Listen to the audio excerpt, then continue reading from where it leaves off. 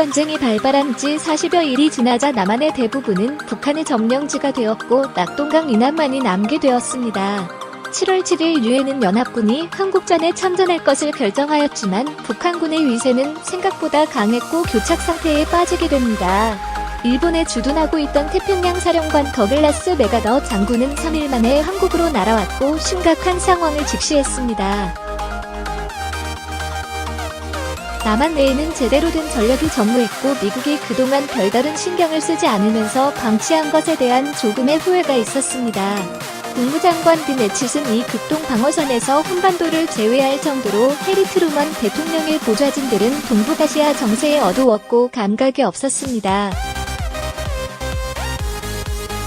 서둘러 연합군을 파병하기는 했지만 북한군과 소련 지원을 한 번에 끊어낼 묘수가 필요하다고 생각했습니다. 맥아더 장군은 인천을 목표로 상륙작전을 감행하기로 구상하고 하청과 워싱턴의 동의를 구하게 됩니다.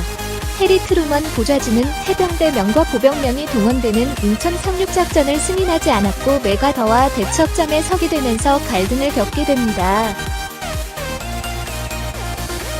확신에 찬 맥아더의 고집에 워싱턴의 전략가들은 직접 한국으로 날아와 그를 설득하기에 이르렀지만 인천에 대한 확고한 확신을 꺾을 수 없었습니다. 맥아더의 굳건한 믿음에 하청과 워싱턴은 굴복했고 인천 상륙작전이 감행되어 한국전의 양상은 급격하게 달라지게 돼 인천은 조수 간만의 차이가 크고 갯벌의 길이가 길어 물때를 놓치게 되면 넓은 뻘에 상륙한 병사들이 그대로 노출될 위험이 있습니다.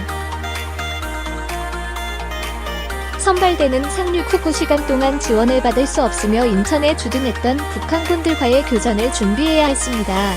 등산이나 병택이 보급로를 차단하기에 부적합하다는 평가가 있지만 명예 장병들을 두고 벌이는 상륙의 위험에서 벗어날 수 있다는 의견이 지배적이었습니다. 인천 상륙작전의 성공률이 일하는 과장된 수치를 써가면서 말렸던 속내가 있던 것입니다. 참모들조차 재고를 조언했던 인천 상륙작전의 더글라스 맥아더 장군은 왜 집착했던 것일까? 맥아더 장군은 엘리트 군인 집안 출신으로 웨스트포인트에서 수석의 자리를 놓치지 않을 정도로 유능한 재원이었습니다. 30대의 사단장에 취임했고 1차 대전에 참전하여 15번의 훈장을 수여받았으며 최연소 수장 진급 웨스트포인트 교장과 육군 참모 총장에 오르기도 했습니다.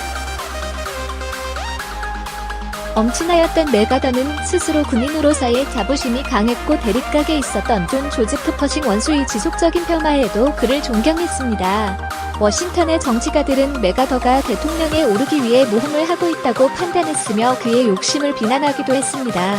맥아더가 인천을 고집한 것은 엘리트 군인으로서 가졌던 자부심에 대한 문제였습니다. 웨스트포인트에서 수석으로 졸업하던 시기 동기였던 드와이트 디 아이젠하워는 132등이었고 맥아더 9번으로 군 생활을 했으며 조지 패튼 소령은 포기 가득한 애송이였습니다. 한참 아래 있던 아이젠하워와 패튼이 2차 대전 유럽에서 엄청난 공을 세우며 명장으로 이름을 드높일 때 맥아더는 필리핀에서 후퇴하며 고배를 마셨습니다.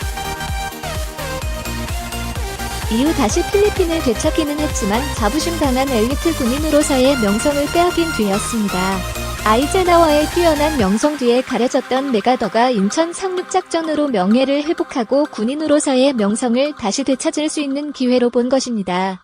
인천이 북한군의 보급로를 효과적으로 차단하고 이미 상륙에 대한 작전 점검이 있었다는 표면적인 명분도 있었기에 설득이 가능하다고 판단한 것입니다.